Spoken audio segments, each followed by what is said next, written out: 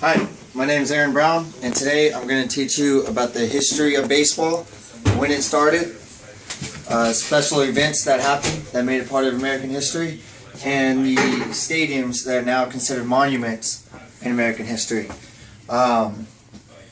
Basically, baseball originated in America. There's a lot of arguments of baseball, coming from cricket, or an old British sport that they used to hit a stick and a ball with. But it actually originated in America, and it started off as baseball. The actual year that it started off dates all the way back to the 18th century, 1860 to be exact. That was when, in 1860, the first semi-pro team was actually put together, and it's when they started playing baseball with only about 5 teams. And then it slowly grew and got more populated as the years went. It wasn't until 1902 when the first major league, which is now present, was actually formed between the National Association of Professional Baseball League and the American League. They decided at that point that they wanted to join forces, because each league had 8 teams at the time, to make a bigger league, the major leagues, and at the end they would have a World Series to determine who the winner was of both leagues.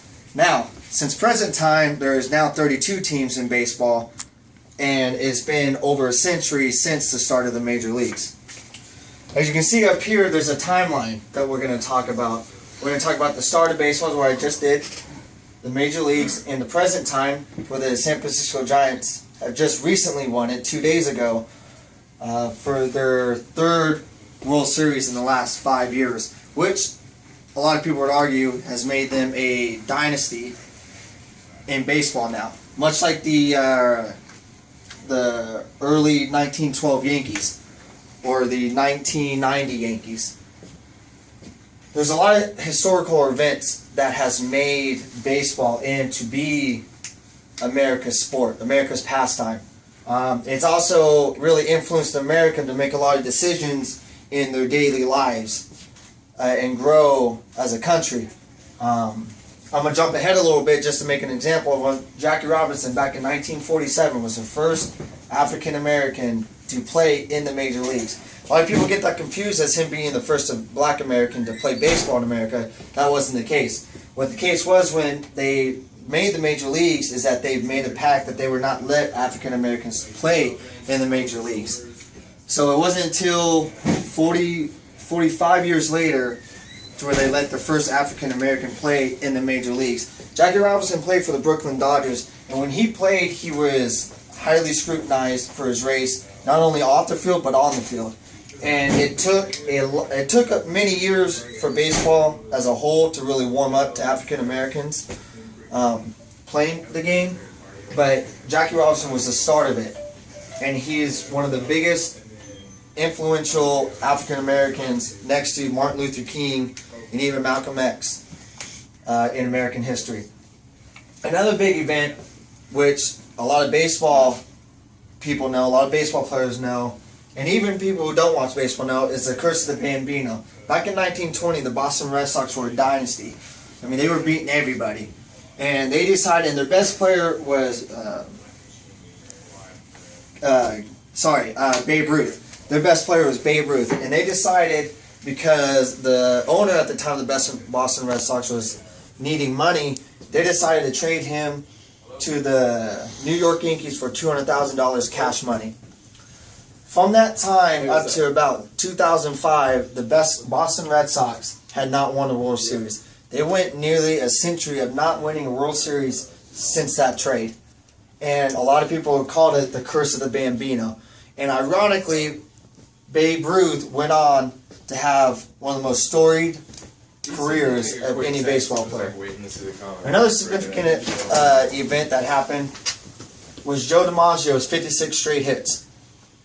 Why is that so important? Why is that so astounding? Is that record still has not been beaten today. Nobody's even came close to beating that record.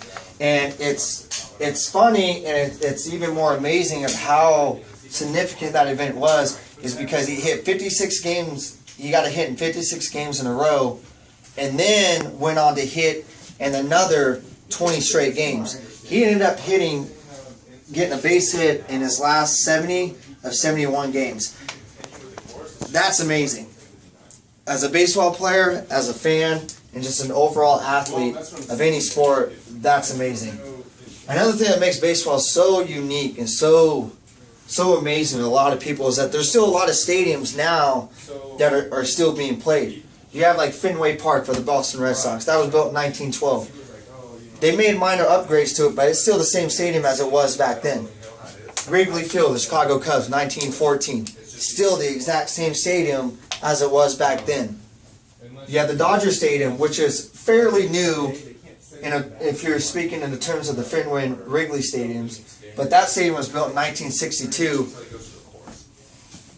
4 years later, in 1966, Anaheim Stadium, where the Los Angeles Angels play, and the Oakland Coliseum, where the Oakland Athletics play, you know, all these fields have been turned into these monuments to where it's people's, I don't want to say dying wishes, but bucket list to where you have to go to these stadiums to see, just to watch, just to experience. Because as soon as you walk into the stadium, you automatically get chills as a baseball fan, just for all the memories and all the excitement that's happened over the years.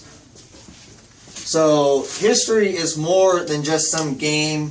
It's not something that you really want to look past anymore, because if you really know the history of it, then you understand, like, it has been part of America and Americans since the 18th century, and it's really influenced, just the little things like Jackie Robinson has really influenced not just Americans, but people around the world.